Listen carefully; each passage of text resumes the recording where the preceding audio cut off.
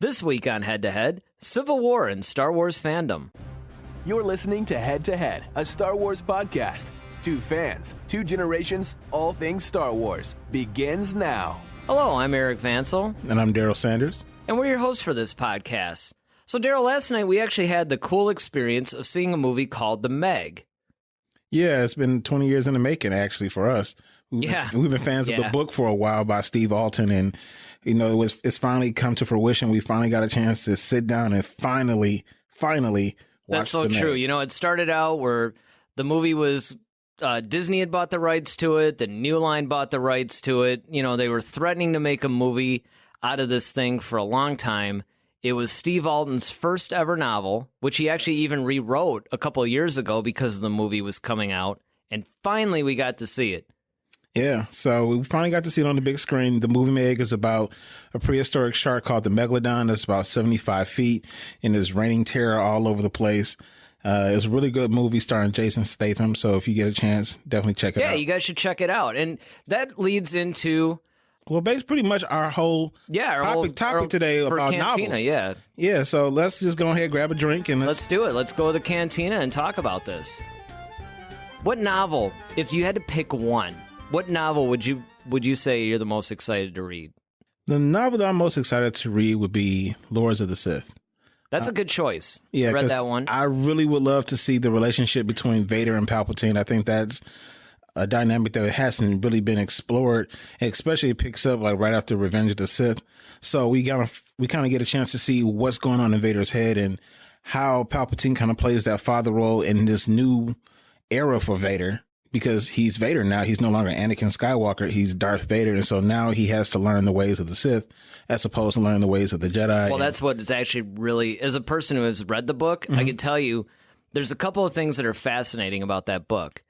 One, of course, is you see how powerful Vader actually really is. You know, there's this whole thing that everybody was like, okay, once Anakin got into the Vader suit, you know, for a while, he really was weak or whatever. And there is some of that because he did have to learn how to maneuver in a fight suit. And maneuver and everything in the suit. But I mean, he's like ridiculously powerful in this book. Like he does some stuff. If any of you guys, and I'm sure some of you have read this book, let us know in the comment section what you thought of Lords of the Sith.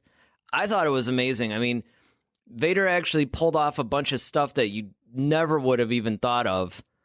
You know, you're just like, man, I want to see this, right? Right, exactly. And that's basically what this whole thing is leading up to, in a way, is what's most exciting to read.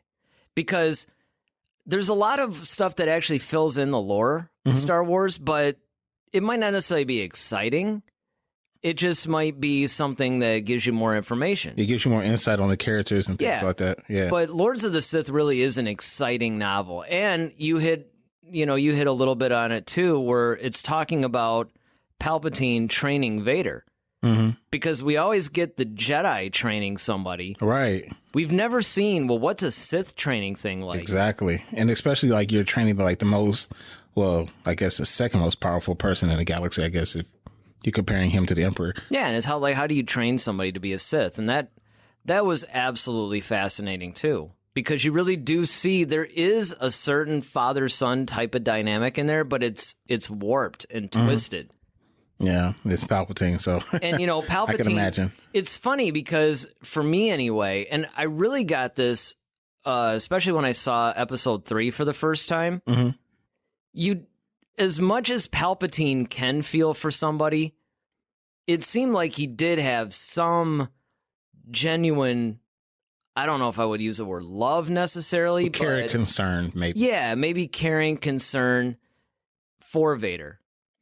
Well, so it was like, I wonder if Palpatine ends up being like Jigsaw or something like that. Like he has these twisted games that he puts Vader through to bring the dark side out of him. Yeah, I mean, some of it, a lot of what it was, and keep in mind it has been a little bit since I read this, because I actually read pretty much every canon novel that was released between episode 7 and 8. Okay. So anything that they read or that they released between 7 and 8, I actually read it. And, you know, Lords of the Sith, definitely one of the number one. So seeing as that you've read those, Which is your favorite? Oh. Ah. Yeah, that's a tough one. I mean, it'd have to be between Lost Stars, Lords of the Sith, and probably Bloodline. Okay. It really just depends. Okay. Cool. Well, I'll definitely add those to my reading list. Yeah, I would definitely add those. I mean, for me, Thrawn Alliance, which was just released, I read the first Thrawn book. Mm-hmm. Now, I do have to admit that there were a lot of fans that they liked the book, they didn't love the book. Mm-hmm. I think I liked it more than they did, but I can definitely understand. I wasn't like super in love with it either, but mostly because it was a slower read. You know, we're talking about exciting books. I wouldn't say it was exciting, but it depends on how you look at things because it had a lot of depth. Yeah, it's more informational. You gotta.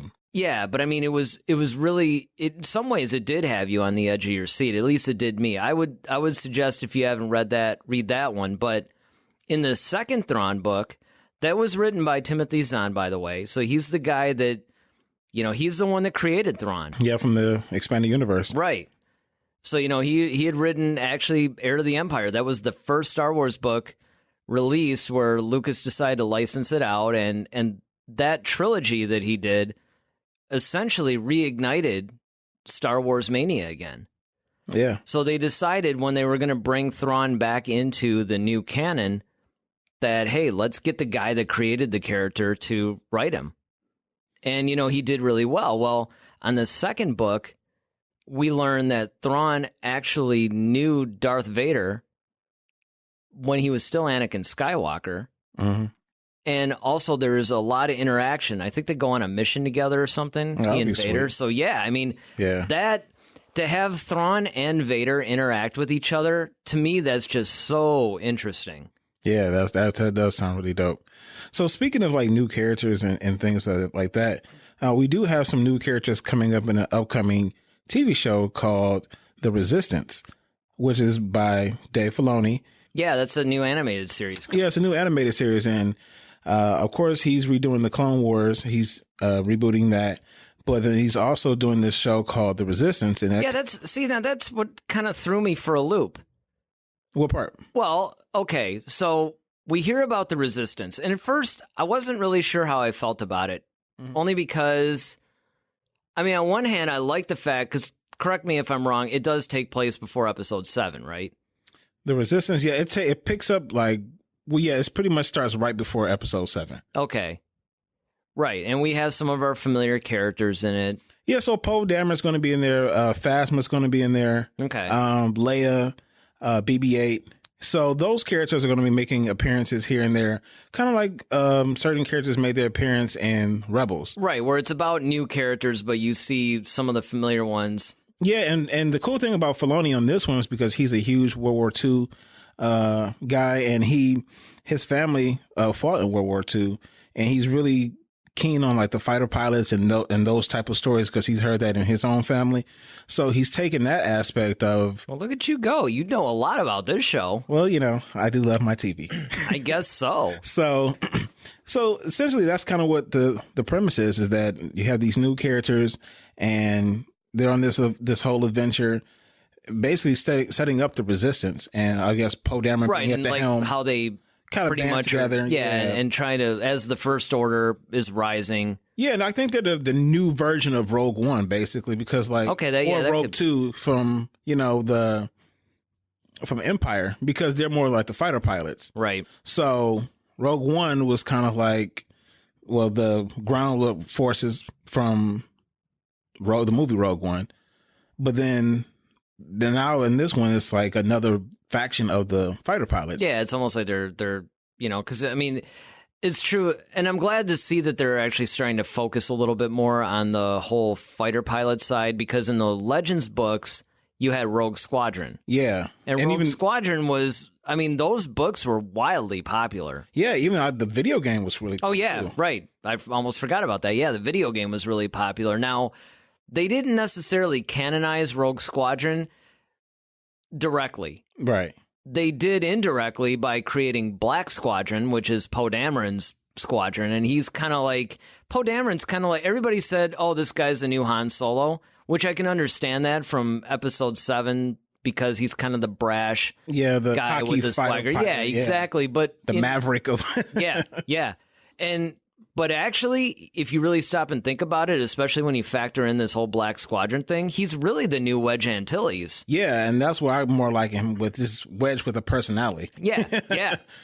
I mean, well, and the thing that's funny about Wedge is that when you really read a lot of the expanded universe stuff, but even, he has been adopted into canon. Yeah. So there's a lot of really cool Wedge-based stuff. Yeah, because he popped up in Rebels, too. Yeah, that's right. Yeah, the beginnings of them. Yep. When he left the Empire. Right. So, I mean, I think that we haven't seen the last of Wedge either. But the reason why this whole thing threw me for a loop was because I knew that they were playing this whole Resistance series. Mm-hmm. But then all of a sudden they announced the continuation of Clone Wars. And it's like, well, that came out of nowhere.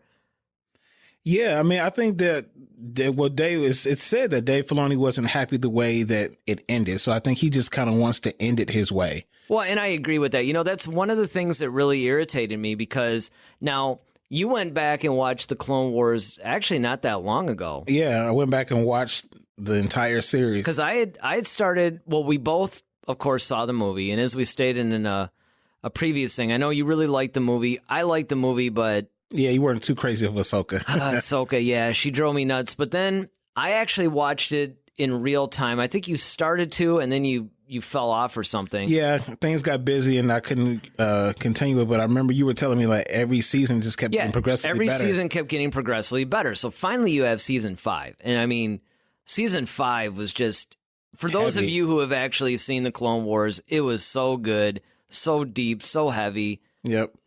And there was so much going on. Man. And then, Disney pulls a plug. Right. And Filoni couldn't end it the way he wanted. And they did release some unproduced, but they were written, but they were unproduced episodes. And in fact, and I mentioned this in another podcast, the novel Dark Disciple, another one you should totally read. I think I said that in the last podcast too. I can't say enough good things about that. And that book was actually based on unaired episodes of the Clone Wars. So I get that he actually wants to, well, as they say, finish what he started, right? A little Kylo Ren reference. But the thing that threw me for a loop, though, was the fact that, in a way, don't you think that this is going to put a little bit of a damper on Resistance? Mm-hmm. Because of everybody being so wildly in love with the Clone Wars?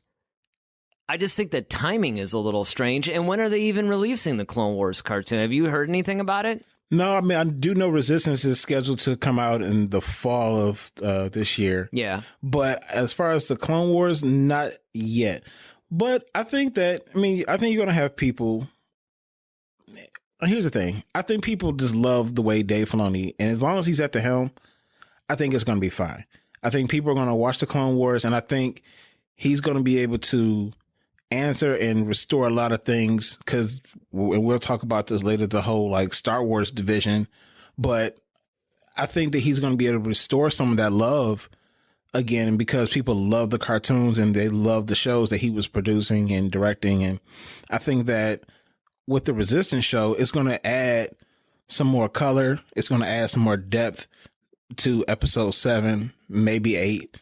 Well, yeah, and I agree that is one of the things. Yeah. And look, fans have been wanting that, us included, right, for years, is the fact that, okay, you release episode 7, which everybody pretty much genuinely loved. Right. But yet everybody is wondering, okay, even with The Last Jedi, again, I know a lot of people didn't necessarily like what happened with Luke. All right, we have that, but everybody has been universally wondering, okay, in between Return of the Jedi and Force Awakens, what were all these guys doing? Yeah, what the heck happened? And we really haven't gotten a whole lot of answers. There have been some comic stuff that have covered a little bit in between there, and a couple of the novels, because, they had the whole Journey to the Force Awakens. Right. So you had some of that, but by and large, they really haven't covered too much about what's happened since Return of the Jedi leading up to that. So it's true. There is definitely a market. I mean, I'm pretty excited about Resistance. Yeah, I mean, it's untapped space because there's a big chunk of time that happens between Return of the Jedi and then till we meet Rey and Finn and Poe and everybody in 7. So I think that can answer a lot of different questions, fill in some gaps. And then, of course, it maybe, we might see some of our favorite characters again. We might see Han Solo, in that. Well, I would hope so. Because that. But wouldn't it be cool if Harrison Ford actually finally agreed to do something in the animated world? Well, that'd be awesome, especially, then that's what I'm saying. Like, we get to kind of see that, hopefully maybe see that character again doing some smuggling thing that they have to run into or. Well, yeah. And the beautiful thing is with it being animated. Yeah. They could do whatever they want. But, I mean, now here's the other thing, too, is that I had heard, and I remember you were telling me this once, that they were going to do it in an anime style. Yeah. They were going to do anime style, almost like a Last Airbender type vibe. But I remember you were telling me that they decided to I've heard that and that's go what back I've to heard. more the Clone Wars style of animation, which I prefer anyway. Yeah, I definitely do too. To me, that's more immersive. Yeah, and I don't you want feel the whole less UGO like thing. you. Yeah, I mean, you feel less like. I mean, don't get me wrong. I am a fan of anime. I really am. Like Fist of the North Star. That's like probably one of my all-time favorites. Vampire Hunter D.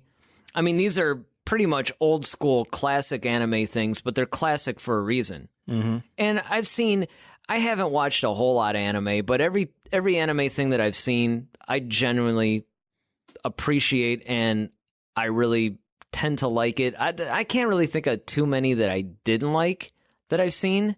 Well, remember when Star Wars, when they first got into the foray of animation with that whole...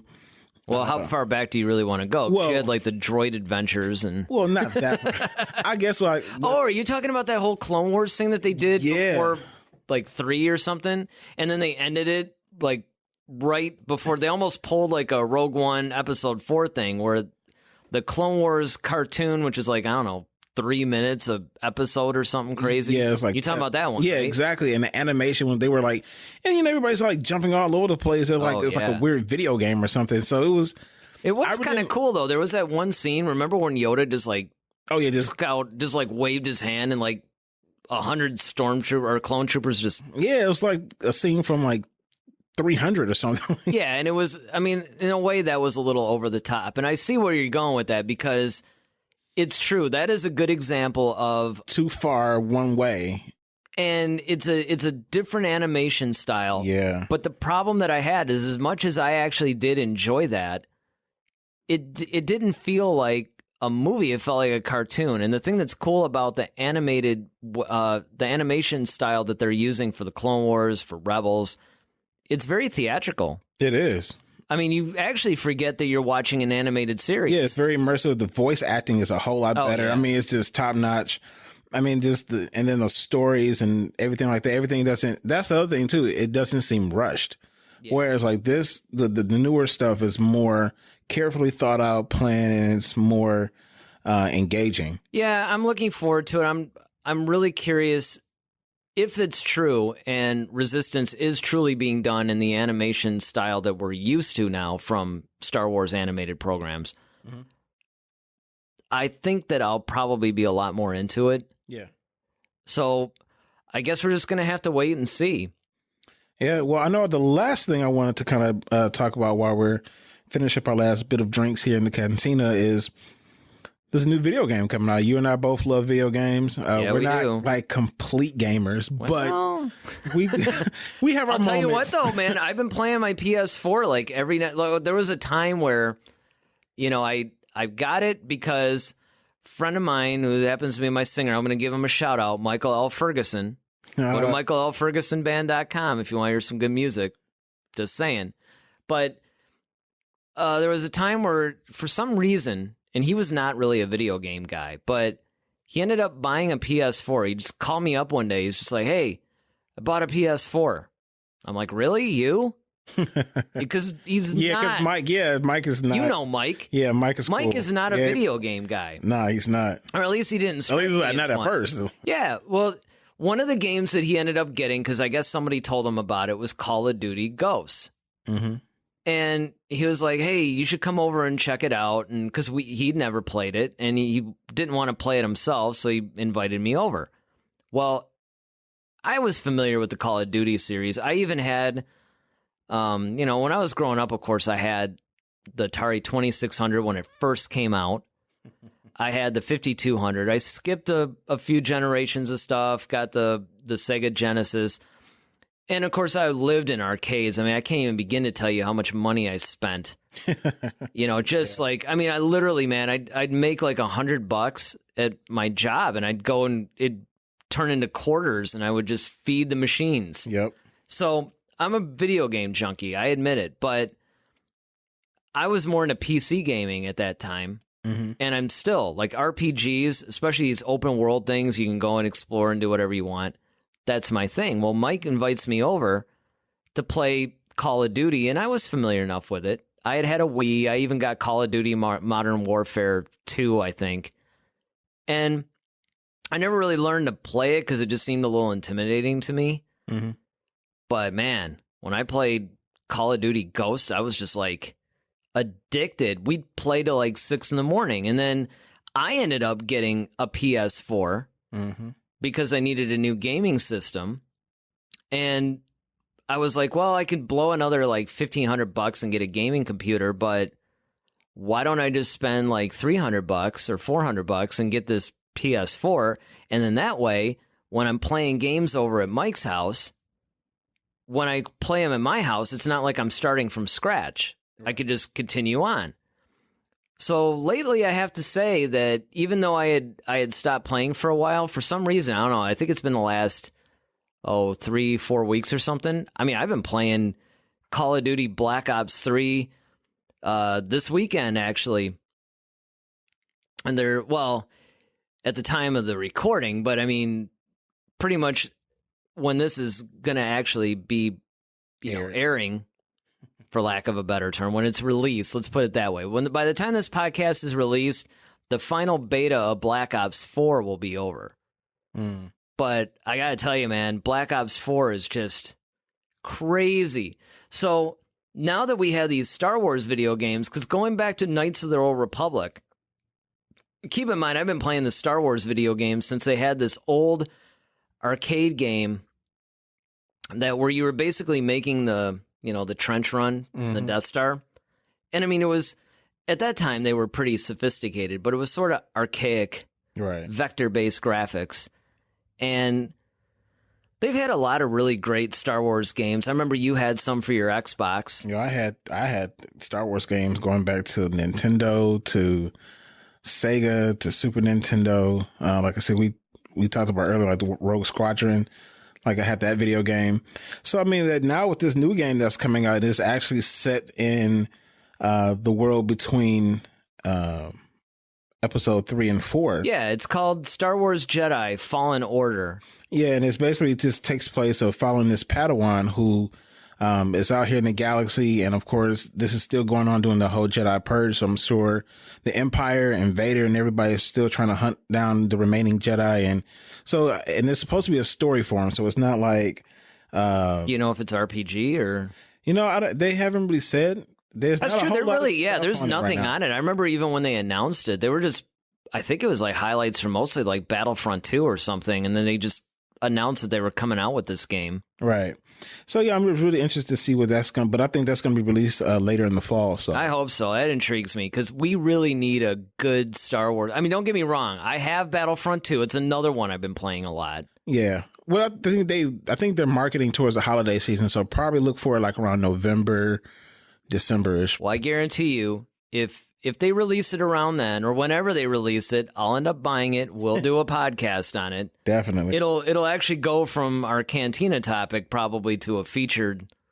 Yeah. Because we should talk about the video games, Yeah, because they're part of canon. Yeah, they're part of canon. And actually, they're starting to get a lot better. Yeah, absolutely.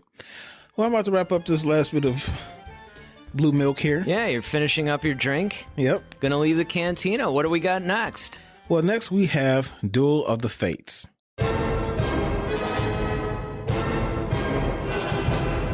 So today's Duel of the Fates, we're going to talk about this week is who's the better commander, Tarkin or Thrawn?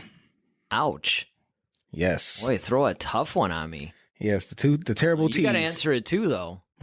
Well, of course. Just because you're bringing up the topic, don't think you could just start asking me a bunch of questions and then conveniently not give your whole thing on it. I don't know what you're talking about here. Uh-huh. Well, I have to say, this is a tough one because on one hand, obviously a lot of people are going to talk about Thrawn's cunning and all this stuff, but Tarkin's equally, this one's really going to be tough for me. I don't know about you, but for me, oh, yeah, it's insanely tough. this is going to be agonizing because here's the thing, and this is especially true for those of you guys who have read any of the novels that deal with these characters. Now, you do have, ironically, the novels that they have on these guys, both are just their last name. You actually have a novel called Tarkin, and then you have the novel Thrawn. Right. So there's this thing in the Tarkin novel where they talk about what a great hunter he is. And he and Vader are having this whole conversation where Vader is starting to learn about Tarkin's past, because I remember one discussion that you and I have always had is, how is Vader actually listening to this guy? I mean, right, yeah. Tarkin has, other than the fact he is a military guy, in charge of him, and the it's not Emperor like kind of protects him, yeah, in a way, but it's not like he's more powerful than him, and it's not even that Vader just listens to him, but Vader is fairly obedient. Yeah. We learned that in episode 4 when he's just like, Vader released him. He's like, as you wish. Yeah. And it's like, well, who is this guy that he can, pull? And even Leia, she made the statement of like, oh, Governor Tarkin, so I knew you Vader's leash. Yeah. So it's just like, okay. And, Vader wasn't all like, hey, hold on. Yeah, he's like, well, I will. He's just kind of like, yep. So, I mean, a lot of it has to do with, well, why, right? So why is Vader so passively obedient in a lot of ways to Tarkin? He obviously respects him. Well, in this book, yeah, he definitely submits to him. Absolutely. And it's not just because of the way that the Emperor is. So what it comes down to is that, Vader's actually, at one point in this book, asking him, and in a sense questioning him about his background. Because it is almost a situation like, why should I listen to you? Right. What is it about you that, why are you in charge of me almost? All right. And it wasn't put quite like that, but that's the theme throughout some of the book. And then Tarkin sits him down and starts to tell him about when he was a kid, his father, would take him out to this thing. And one of the rites of passage on his planet was they would leave him on this little island landmass. It wasn't an island as far as surrounded by water, but it was like just a little piece of land. Yeah, it's like isolated or something. And then he would have to hunt all these animals, and basically he would be killed by them unless he, of course, killed them first and, passed the test. So Vader's starting to see that, he's like actually a cunning warrior. So yeah, so he's kind of like the little when they show little Leonidas when he was in 300 when they would send him out with just nothing but a spear, and he had to go back and yeah, that's exactly what kill it was all like. These things and survive and become a man, basically. Right, and I mean, I think that the thing that we we're definitely thinking about whenever we think about Tarkin is we think about episode 4. You don't really see him doing very much. No, and then he's blown up at the end. Right. So you really don't know a whole lot about Tarkin. And what this book actually does a great job of doing is it essentially shows that Tarkin is every bit of a physical, cunning warrior, because he's not just overpowering these beasts or whatever. I mean, he literally has to outthink them. Mm-hmm. So that puts him right up there with Thrawn in a lot of ways, because as a chiss, we know that Thrawn is extremely strong. Right. The chiss are stronger than humans pretty physically, much. yeah. Yeah, physically. We know that he's cunning. We know. So when you're comparing, like, who's the better commander, Thrawn or Tarkin, now you almost have to go in battle for battle. And you get a lot of that in the novels, like a lot of those canon novels that I was talking about. Mm-hmm.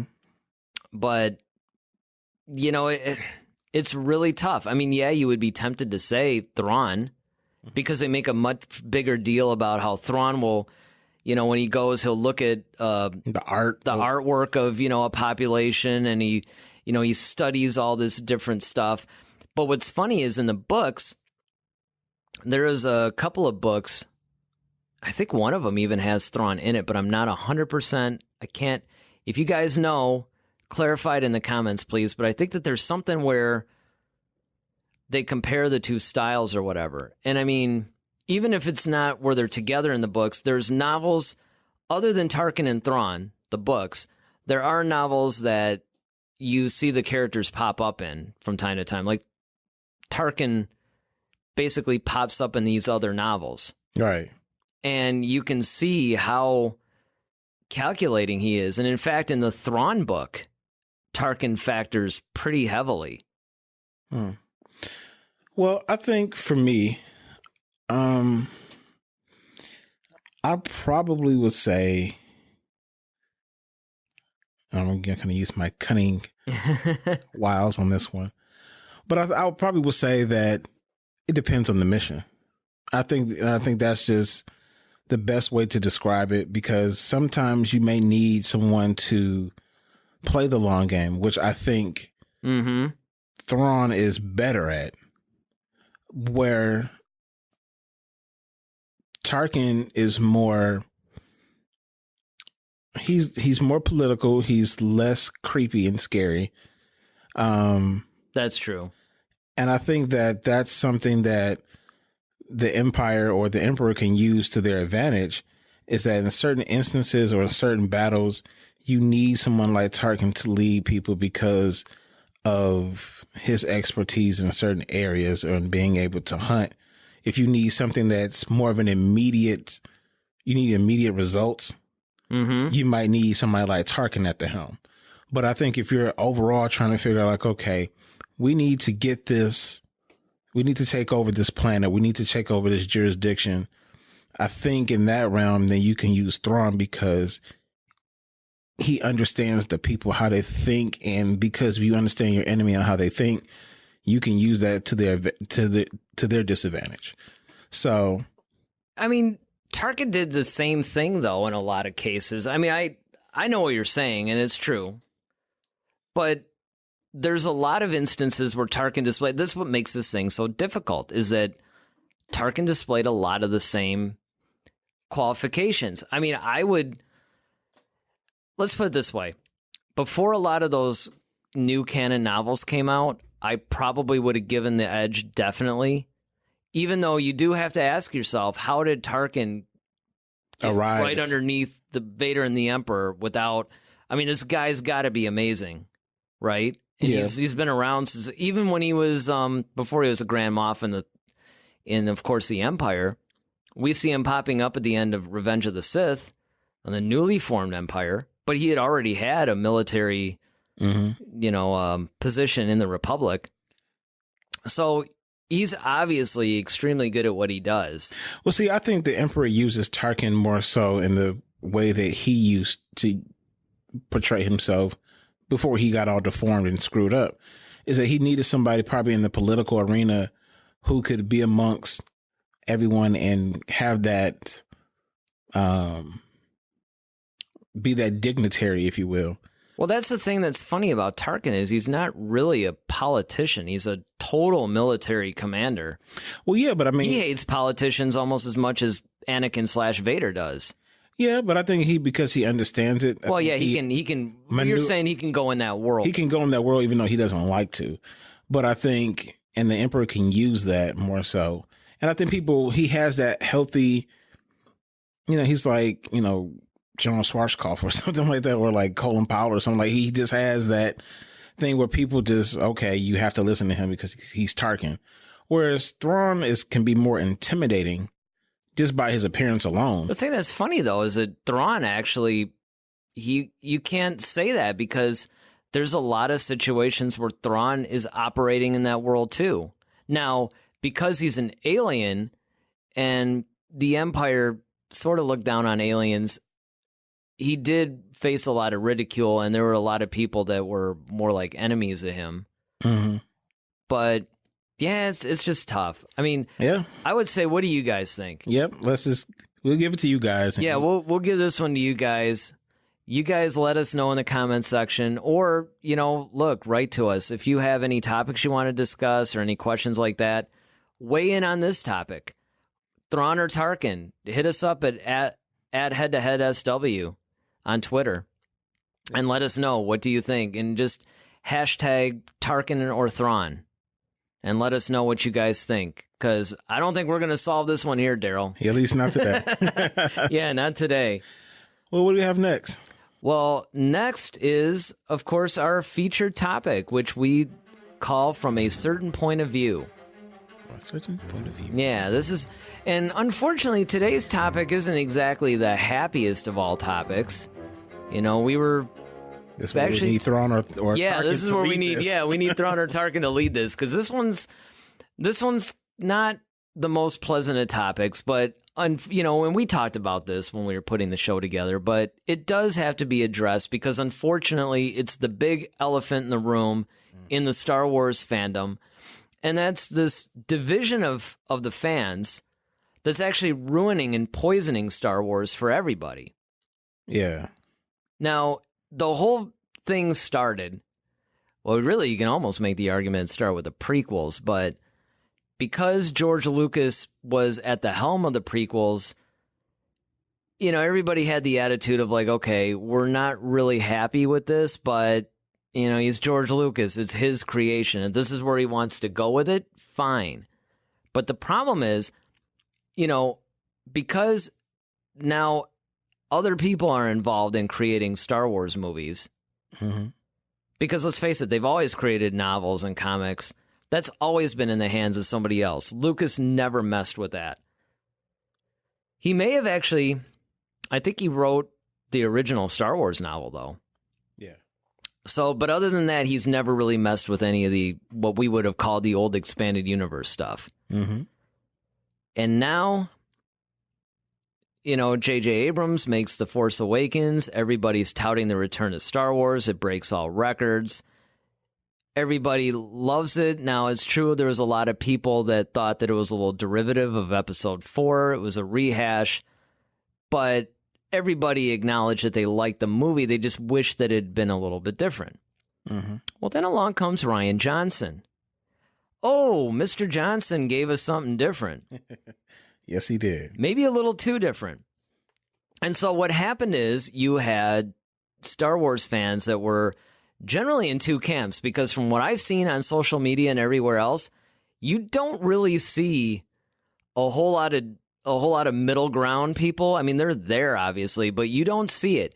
It's usually people that really love the fact that here's a guy that finally gave adult fans a Star Wars movie, who took some risks, who actually did not go in the direction that would have been cliched, and who supposedly gave fans what he thought they wanted, which was something a little bit different and something that was unexpected. Then you have the other Star Wars fans, the ones that hated the movie. Now, in these two camps, looking at only the ones that hate the movie, it's bad enough you have this division for the first time ever in Star Wars history. But it's like a venomous division, right? So the people that are pretty much love the movie, when they comment that they love the movie, you have these fans that just attack them. And then you have, now don't get me wrong, everybody, I'm not saying that everybody that hated The Last Jedi is, some sort of horrible person that's going out and attacking everybody and basically essentially being a Star Wars cyberbully. But they're out there, because even the guys that are doing all the Star Wars news type shows, when we watch Jedi Council, which we watch all the time, those guys are all talking about how on their social media it's blowing up. If they even say anything about liking The Last Jedi, I mean, they're just getting these vicious attacks. So, I mean, what do you think of that? Well, I think that people need to just chill out. It's a movie, people. I mean, don't get me wrong. I love it. You love it. We are doing this podcast. Yeah, all of us love Star Wars. However, we do have to keep things in perspective. I think that Rian Johnson did an exceptional job, and I know I'm probably going to catch some flack, but... And now we're going to join the list. Our comment section will be full. I'll take the hit for it. But I think Rian Johnson did a great job, and that's because, look, okay, Star Wars 4, 5, and 6, awesome, hands down, classic. But then come the prequels to a story that we already knew, essentially. We just didn't know how it unfolded, but we knew the prequels was going to be the story of how Anakin Skywalker became Darth Vader. Yeah, we knew where they had where they had to go. And you could say that even with Rogue One, right? So Rogue One's a new canon thing, Another thing once again. And so like we know where it's got to go. Exactly. You know how it has to end. So like you have the leg up on that. But when you're starting post Return of the Jedi, now you have to figure out where are we going with this. And that's the challenge, and people have to understand that, okay, if everything stays the same, it's not going to be interesting because we're already going to be able to predict everything that's going to happen. The thing I loved about 8 is that there were some things in there that people didn't expect, even to the actors, like Mark Hamill. He was originally... Yeah, he was notoriously... Yeah, he was like, Luke Skywalker wouldn't do this, or the Luke Skywalker I played wouldn't have done this, but you're a different Luke Skywalker now. It's like you're not the 20-something year old. The Luke Skywalker you're gonna play is gonna do this. Right, exactly. You want that check? That's right. Get back out on the set and right. Chuck that lightsaber over your shoulder, mister. You sit there, you float, and you disappear, right. like I told you. Be crabby. It's like channeling Harrison Ford, and well, I'm sure he had a great actor to help him with that one, but. Yeah, I think that 8 took risk, and I think that's what you have to do, in order to make something great. And, it was darker in its own right. We all knew that JJ had the advantage because, okay, you have to bring everybody into back to Star Wars again and immerse them in the world. So you have to give them something familiar again. But now it's like, okay, when you're doing 8 and 9, where, Empire was dark. It was a darker tone movie. This was a darker tone movie for a different reason. But nonetheless, it was about growth. And don't get me wrong. I mean, I love The Last Jedi too. I did have, as you did too, we had problems with it. Oh yeah, there are definitely some issues with it. There's issues with it, and I can understand that. I think that fans are, the ones that hated it are probably saying, look, we don't hate it because it's different. I mean, there are some that are kind of like, well, this isn't Star Wars. And I could see that because it did resemble Battlestar Galactica in some ways more than Star Wars. But at the same time, you have to understand that nobody is going to give everybody 100% of what it is they want. And I think that the problem isn't so much that people are criticizing it. It's the fact that they're going after people that like it. The stuff that Rian Johnson has had to endure on his Twitter account is just insanely terrible. I mean, there was this whole thing where he decided to share some writer, somebody was talking about how to write a script or something like that. Somebody he really respected that's more on the education side of the business. He was sharing something that this guy had posted. It had nothing to do with Star Wars. Mm-hmm.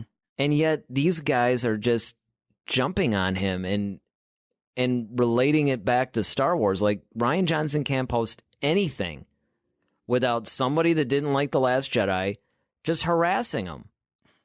And on one hand, it's like all these fans want these guys to be more open and more, communicating with them and sharing stuff. And it's like, that's how you're going to treat people? I mean, poor Kelly Marie Tran, the woman that played Rose in The Last Jedi, she ended up canceling or at least deactivating her Twitter account because of all the negativity that was being posted on her page or on her site.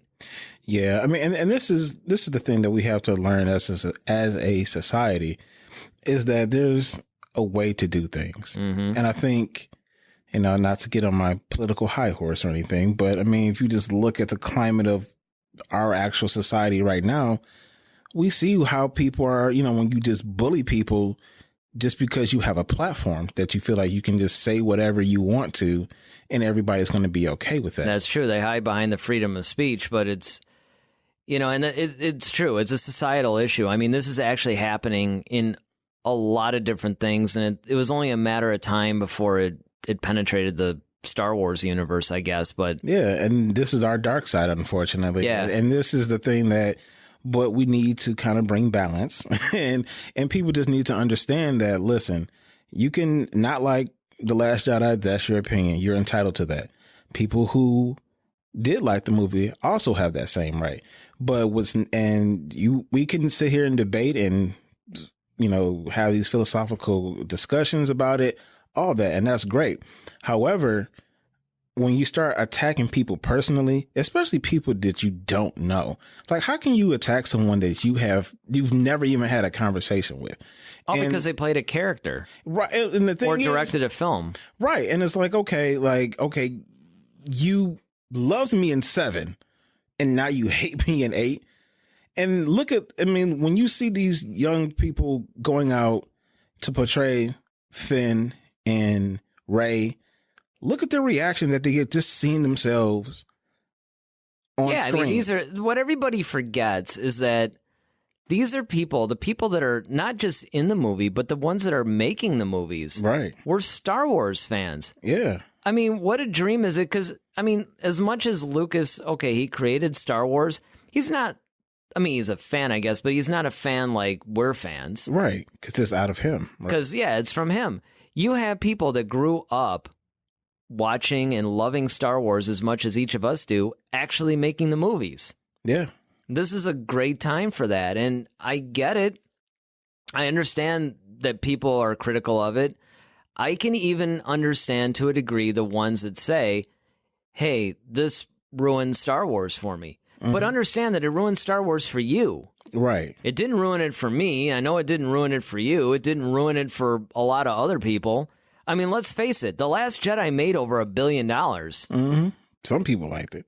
There are people that liked it. Actually, it crossed the 2 billion mark. So, worldwide. So it's like, look, it's not exactly a box office failure in spite of the bad press that a lot of people were giving it. It's just that it's different. And the problem is that if people keep this up, it's going to really destroy the whole thing. Disney could end up coming to the fact where they won't make any. And I know that some people are like, well, this is the Star Wars we're going to get. I don't want any more. Mm-hmm. And my thing is like, look, Solo didn't do well. And now they said, you know what, we're going to go back and we're going to hold off on our standalone films and we're going to take a look at this. There are ways that you can get the studio to listen to you if you don't like something. Absolutely. And even the studio knows. I mean, they recognize some things where you have, Lucas, I mean, for example, that you just made, Solo.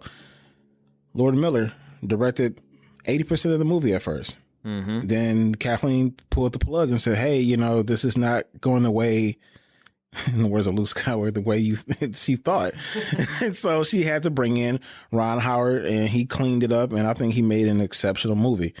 But I think also people, had that not been publicized, I don't think people would have had a problem with Solo. That's but true. A lot of it, too. I think back on this. Reacted because... What if the prequels were made in today's, with the whole way the internet is? Because remember, even Revenge of the Sith, I mean, that came out in 2005. Mm-hmm.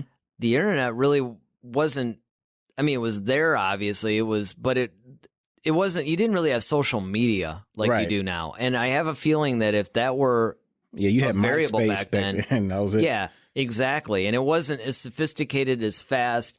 Mm-hmm. And people weren't really, the whole society wasn't plugged into it. Right. The way it is now. I mean, now everybody operates on social media. You have businesses that you're contacting for their services on social media. So it's really ingrained in just our daily life now. Yeah, it's a part of culture and society now. Yeah. And that's the biggest thing, is because you also have to have, with to quote, Spider-Man, with great power comes great responsibility. Absolutely. And what we have to understand is that our young people are watching this or reading stuff on social media. And so if we're bashing people, but then you're telling them not to be cyberbullies and bullying their classmates and friends, it's like, okay, people are dying of suicide. Like, suicide is a real thing. Depression is a real Well, look at Ahmed Best. Yeah, I mean, that's what I'm saying. He was going to kill himself. He was ready to do it. Yeah, I mean, look at, poor Jake Lloyd. Like, these people are playing characters,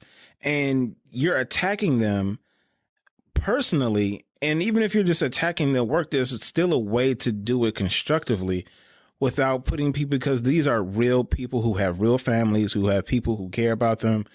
And you're putting them in a position where, how would you feel if someone just constantly, everywhere you went, someone was just badgering you because of one thing that you did? That would it would drive you insane. Yeah, so people need to just stop and think about that and realize what you're doing to society, man. These are real human beings. These are real people, man. You can't. And yeah, you just, as a society, but being that this isn't a societal or political podcast, this is a Star Wars podcast. I would just encourage everybody that's listening to us that, hopefully you guys are like us.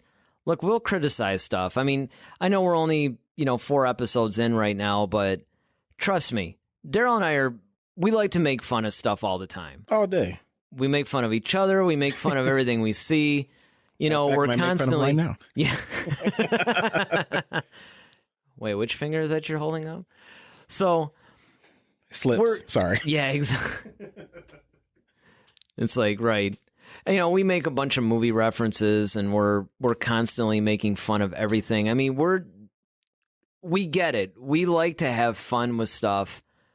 But when it comes to actually seriously hurting other people, that's where we would draw the line. Yeah. And, we just hope that you guys that are listening to it are some of the nicer Star Wars fans. Right.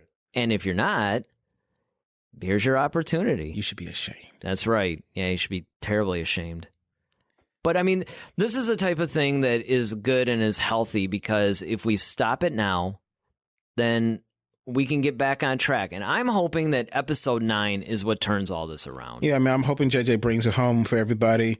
I think that, we're in a position where he's going to grab this baton. He's going to bring it home because he's the one who introduced us back into the world. So I think it's great that he's going to complete it. Yeah, I couldn't agree more. I think that because I was actually happy when he was brought back on board, after the Colin Trevorrow disaster, because that's another thing too. Look, we get it. Disney and Lucasfilm in particular are dropping the ball somewhat in the sense that they don't seem to have a clear, concise plan for any of this stuff. Like an end game. At all. Like, they don't, we talk about this all the time, and I'm sure we've mentioned this in one of the other podcasts by now. Even though we're only 4 episodes in, we had to have mentioned the fact that if they, I know we did, because we did that whole, like, what would we do? Right. Discussion. And basically, if they just said, okay, this is where we want to start in episode 7, and this is where everybody needs to end up by the end of episode 9. Now, you guys, as the directors, writers, whatever, you can fill in those gaps. You can control how we get there, but we have to get there. Right. But what's happening is, it's like nobody has any idea. It's like choose your own adventure time in Star Wars land. It's like, okay, JJ will take the characters here, then Rian Johnson comes in and goes, well, I want to do this now. And then when you have that, you're going to get these kinds of things happening, and the fans are the ones that ultimately are suffering for this. Yeah. It sounds a little melodramatic maybe to put it that way, but everybody has to understand, and they claim to, but I really wonder how much they understand how near and dear to our hearts this series, this saga is. Yeah. You're playing with people's memories, childhoods that are 40, 50 years old, and it's not like I think that there's unrealistic expectations. And I think what's happening is because it's so close to everybody, I think that's where this pain, which of course then turns to anger, no Yoda pun intended, then people are lashing out. But the bottom line is you're lashing out at the wrong people. Don't lash out at Rian Johnson, or don't lash out at Daisy Ridley or Kelly Marie Tran or Ahmed Best or any of these guys. Lash out at Kathleen Kennedy. Even she's actually been unfairly bashed, though. Yeah, man. And my thing is just find a way to actually... Well, don't lash out, really. Yeah, don't lash out. Just actually just make your criticisms but make them constructive. So, for example, when JJ decided to take on Force Awakens, one, let's just remember, like, he really didn't want to do it because he understood the weight gravity, of what Star Wars means to so many people, because he himself is a fan. So he didn't want to take on that responsibility either, because he knew what the fans were possibly expecting. Recently, there was a director that was like, you know what? I was going to do a Star Wars movie, but I'm not going to do one now. Right. And it's like, now you're actually having, and this guy would have been great. It would have been great to see what so great I can't remember the guy, right? But whoever it is, I mean, it's out there. You guys could easily find it. The bottom line is, when people see how crucified Rian Johnson has been, you're getting these potentially great directors that are now going to be a little bit second guessing. Yeah, gun shy about taking on a Star Wars film because they don't want to face this unfair, harsh of belittlement, and that's facing the Star Wars fans. Yeah, exactly, and that's what we have to stop doing. We have to make sure that if we want the movies that we want, just write letters. Well, no one does that anymore, but if you're going to send emails hey, look what happened with 7.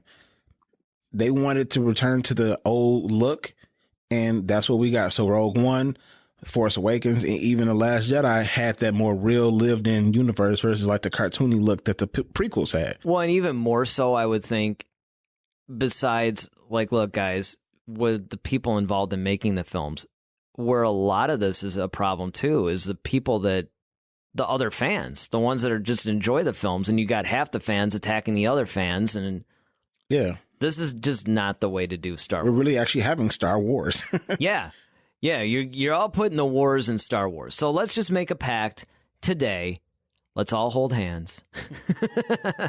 Reach across the galaxy and hold a hand. Right, exactly, and let's just say, you know what? Let's be cool about this. So now let's get back to the fun stuff. It's time to clear your mind. Yes.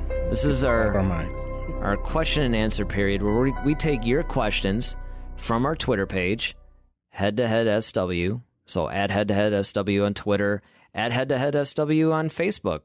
We have both pages. We take our questions from anywhere. So our first question is from Ray Smith. And Ray has a really interesting question about the Force. He asks, if the Force flows through everything and everyone, how are people able to keep secrets? Well, and you and I've kind of talked about this. The Force is not, necessarily like a voice that talks to you like, hey, Palpatine's over there. That's not how the Force works. Yes, thank you, Han. So it's not necessarily like that. It's more so it gives heightened sense. It gives heightened senses. It's more of a intuition. It's more reflexes to your body. It gives you certain abilities, of course. Like, yeah, it flows through you. It doesn't talk to you. Yeah, exactly. Per se. It's not like, unless you're Obi-Wan Kenobi, then he kind of talks to you. But that's a Force Ghost. That's something completely different. Yeah, you didn't say Force Ghost. You said the Force. And that's absolutely it. I mean, the Force basically is something that you tap into, something that you develop. It does, as they say, flow through you and everything. But it's not, and it can reveal certain things. But most of the thing, and this is what people keep having the misconception of, but the Force guides you. Yeah. Whatever path you choose to take, if you open yourself up to it, it will guide you in that direction. And that's where it's more like, okay, this is a guide. This is not, you have to do A, B, C, and D, or this is, I'm going to tell you to go here or there. It's more or less, okay, if this is your objective, it'll guide you towards that. Well, the other thing too is that you have to understand that if you look at the galaxy, there's still comparatively very few Force users. Mm-hmm. So that's the first thing you got to look at. The second thing is they don't really keep secrets. I mean, Kylo was able to pull secrets out of people. True. If he wanted to, but a lot of what that, if you really want to directly answer the question, I suppose what you have to look at is just how strong or weak-minded somebody is. Because it seems like, the Force has the influence over the weak-minded. So if you wanted to use it almost as like a Force influence truth serum, right, versus a Kylo technique where you're aggressively trying to pull memories out. But look, even Poe was able to resist. Right. And he's not a Force user. That's true. I mean, eventually I think he did giving up. But, Kylo was impressed with his resistance. Yeah. How strong he was. So, I mean, keeping secrets really it's not like you can just use the Force. It's not like in Star Trek where you had the Vulcan mind meld and you can, Spock can go up and just, find out anything he wants from you. The Force doesn't really work like that. It's not a power that can do that, but I suppose there are certain instances where you can. But again, this is only a Force user, and it probably depends on how strong the Force user is, too. Yeah, exactly. Like a Padawan probably can't do that, but a Jedi Master probably could. Or a Grandmaster, maybe, yeah. Sure.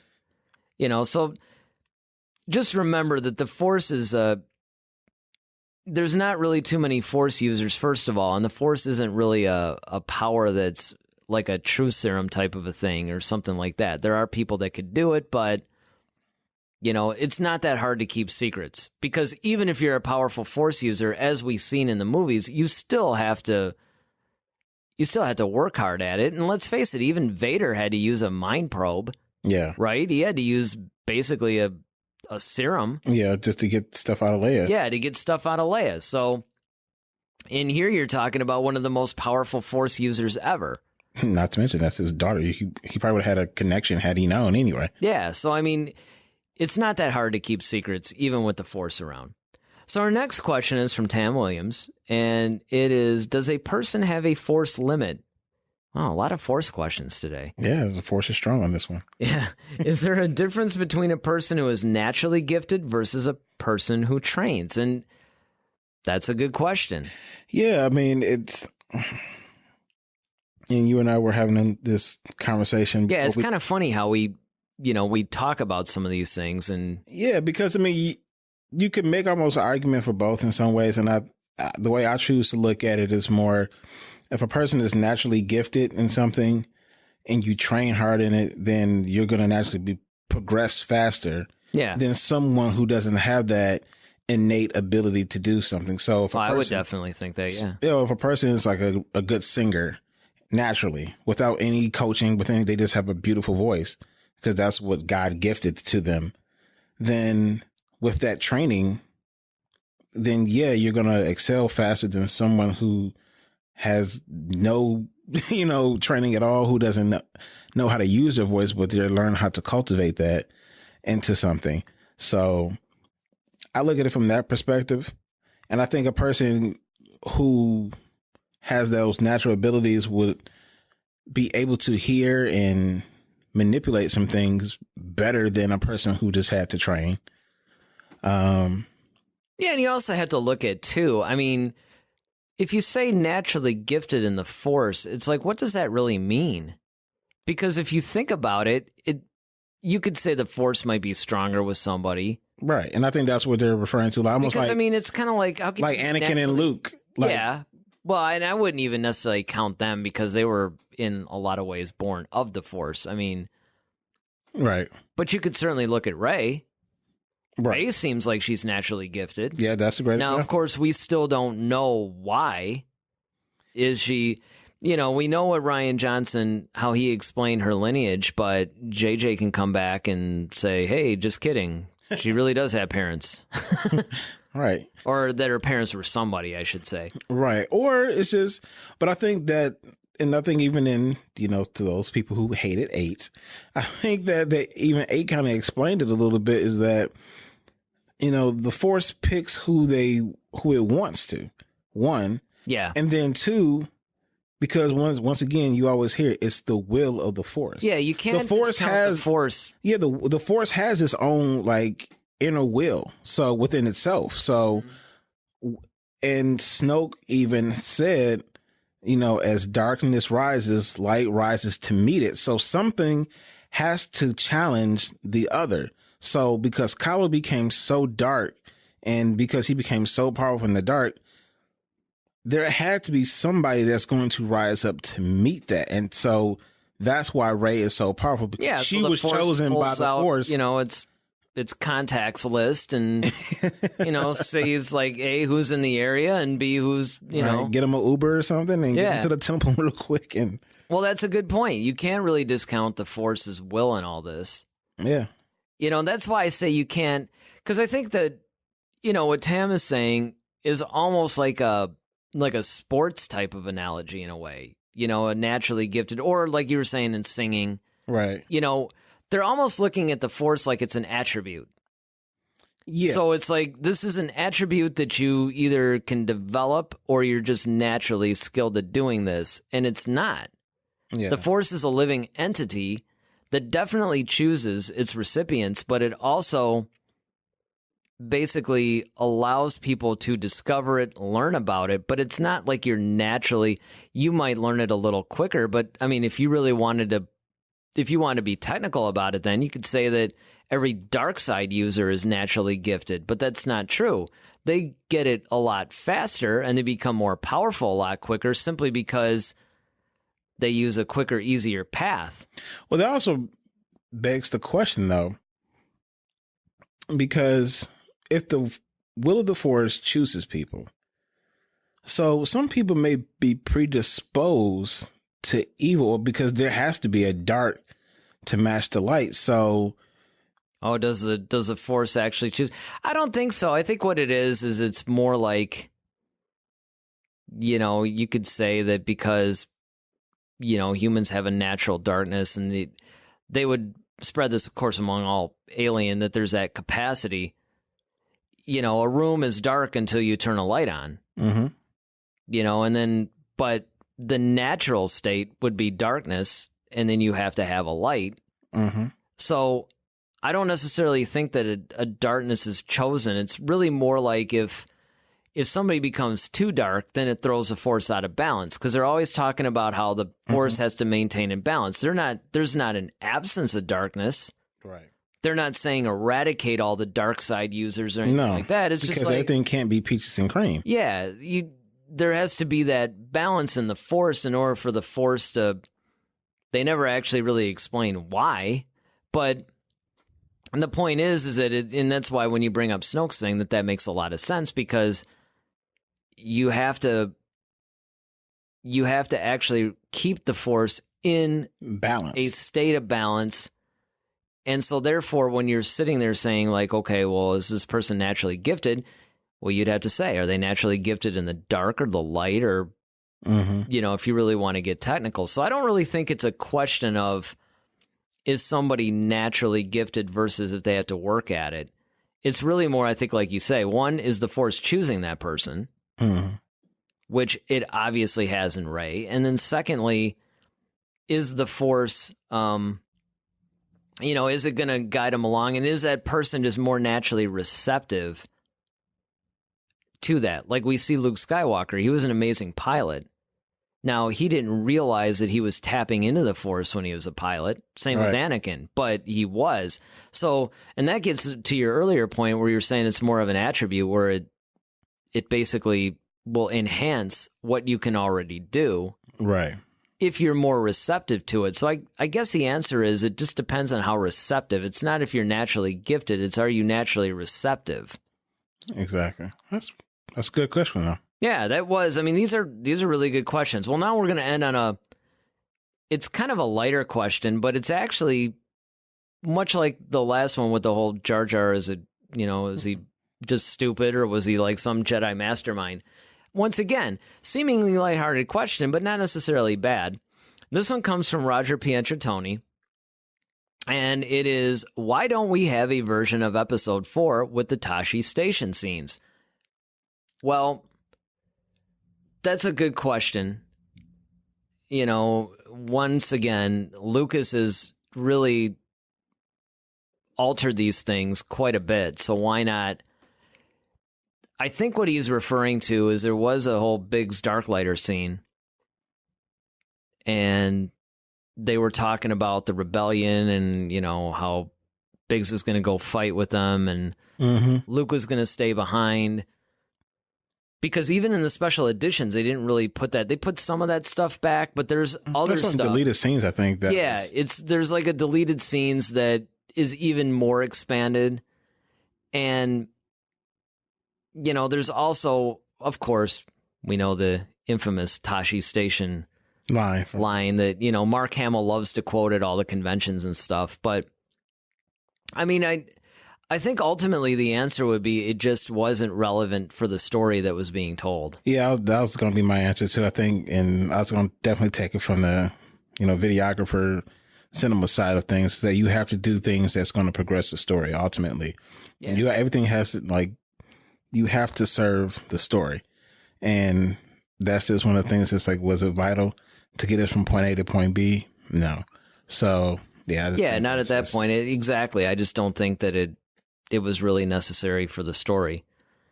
Well, this is another really fun show, I think. Yeah, it was an awesome show. Got a lot of things off our chest. yeah, exactly. Now we've vented, so we're back to being the happy hosts that you guys are used to. And again, comment. Tell us what you think about this. Constructive criticism, please. Anything that you want us to change, because, hey, it's a new podcast. We've talked about Star Wars for a long time, but we've never done it like this. So, if you have other topics you want to, because even though we're saying to suggest stuff for the question and answers, submit all your questions, if you've got things you want us to discuss in the Cantina. Yep, it doesn't have to be anything new. It could be something old from the original trilogy. We're open to talk about everything Star Wars. Yeah, that's what this whole podcast is about. It's basically just getting in deep into the philosophies and all basically the nerdy stuff. It's not really a news-based show where everything has to be super current all the time. I've got to do that Lobot thing again. Yeah. We got to talk about him. Maybe that'll be the next one. All right, well, I'm Eric Vancil. I'm Darryl Sanders. May the Force be with you. Always.